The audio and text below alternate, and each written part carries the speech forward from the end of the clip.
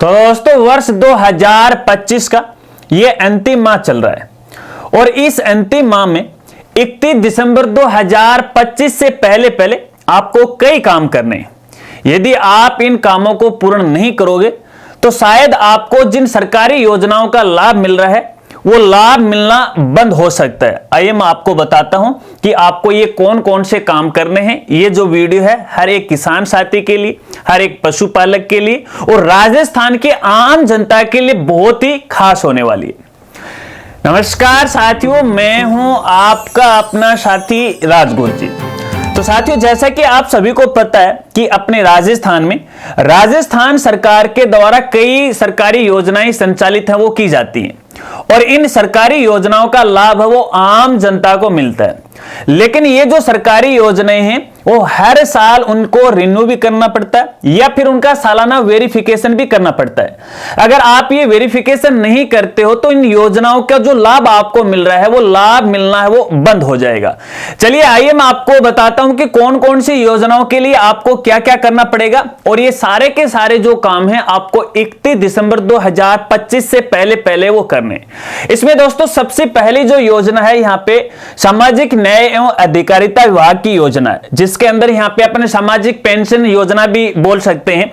इसके अंदर यहाँ पे देखिएगा जो वृद्धा पेंशन है, विकलांग पेंशन है, विधवा पेंशन है, इनका आपको सालाना वेरिफिकेशन करना है। अगर आप ये वेरिफिकेशन नहीं करते हो तो इन योजनाओं से जो भी आपको पेंशन की राशि मिलती है वो बंद हो जाएगी। अब पेंशन का वार्षिक सत्यापन आप कैसे कर पाओगे? साथियों एक बात मैं आपको बताना चाहूंगा, जो भी आगे मैं ये जानकारी दे रहा हूं संबंधित जो वीडियो है उनका लिंक आपको वीडियो के डिस्क्रिप्शन में मिल जाएगा। आराम से आप घर बैठे ही इन योजनाओं का वार्षिक सत्यापन वो कर सकते हो। अब यहाँ पे वृद्धा पेंशन है, विधवा पेंशन है, विकलांग पेंशन है, इनका जो वार्षिक सत्यापन है आप अपने मोबाइल से ही कर सकते हो। कहीं दूसरी जगह कंप्यूटर सेंटर या ई मित्र पर आपको जाने की आवश्यकता नहीं है। फिर भी यदि आपको मोबाइल नहीं चलाना आता है या फिर आपके पास एक एंड्रॉइड मोबाइल नहीं है तो आप किसी भी दूसरे का मोबाइल कुछ समय के लिए उधार ले सकते हैं और उसके माध्यम से अपनी पेंशन का वार्षिक सत्यापन है वो कर सकते हैं। अगर फिर भी नहीं हो रहा है तो नजदीकी आप ई मित्र से संपर्क कीजिएगा, वहां से इनका वार्षिक सत्यापन है वो करवा लीजिएगा।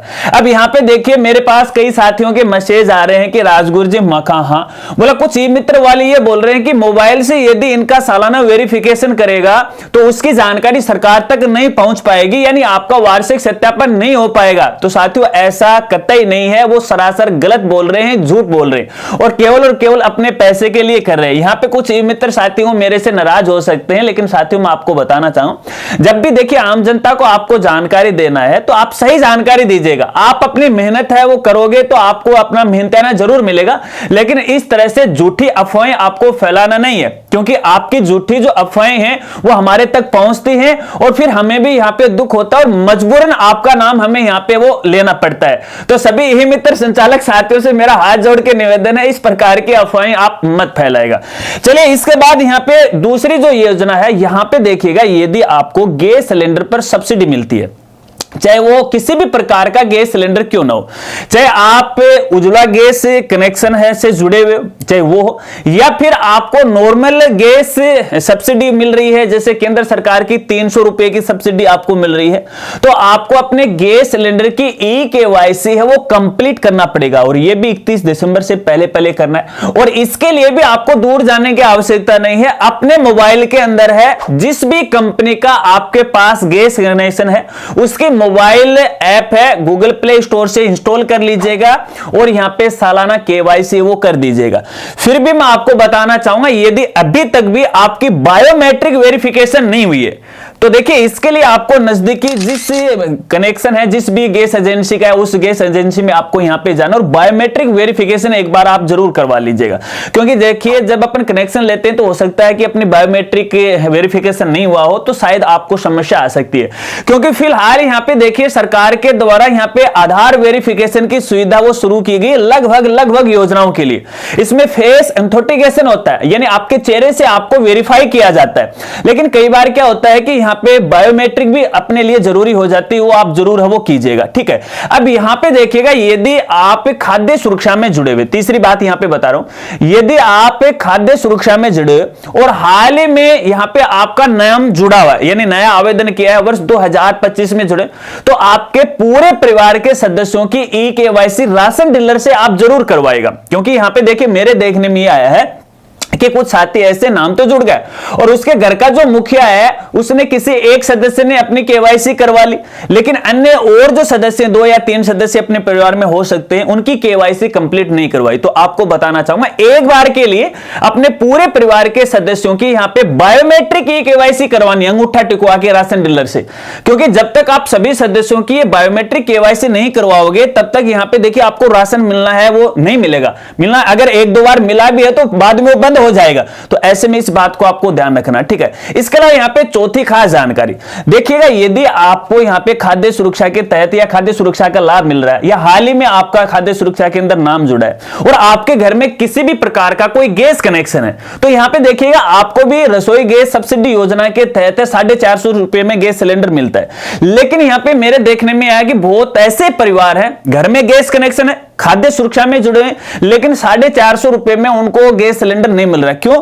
क्योंकि उनका जो गैस सिलेंडर ना तो उनके राशन कार्ड के साथ लिंक है, ना ही उनके जन आधार कार्ड के साथ लिंक है। तो ऐसे में यहां पे देखिए आपके घर में यदि गैस कनेक्शन है तो एक तो आप राशन कार्ड के साथ है अपना जो गैस सिलेंडर है उसको लिंक करवाएगा, इसके साथ साथ अपने जन आधार कार्ड के साथ भी उसको लिंक है वो करवाएगा। जब आप ये लिंक कर लोगे तो यहां पे देखिए अपने राजस्थान सरकार के द्वारा ये जो रसोई गैस सब्सिडी योजना शुरुआत की गई, इसका लाभ आपको यहां पे मिलने वाला है। साथियों आपको मैं यहां पे बताना चाहूंगा, देखिए यहां पे पीएम उज्ज्वला योजना होती है या गैस कनेक्शन के संबंधित जो भी योजनाएं होती हैं जिसके अंदर हमें सब्सिडी मिलती है, तो यहां पे देखिए कुछ हिस्सा है वो अपने केंद्र सरकार का होता है यानी मोदी वाली सरकार का होता है, और कुछ हिस्सा यहां पे राज्य सरकार का होता है यानी भजनलाल सरकार का होता है। तो अधिकतर मेरे देखने में आया कि मोदी वाली जो सब्सिडी है तकरीबन 300 रुपए वो तो हमें यहां पे मिल जाती है, लेकिन राज्य सरकार की जो भी 50, 60, 72, 60 रुपए जो भी पैसे वो हमें नहीं मिल रहे। इसका कारण एक ही है कि आपके जन आधार के साथ है और आपके राशन कार्ड के साथ है, आपका गैस कनेक्शन लिंक नहीं है, यानी आपकी एलपीजी आईडी है वो लिंक नहीं है। तो ये आप है लिंक है वो करवाएगा,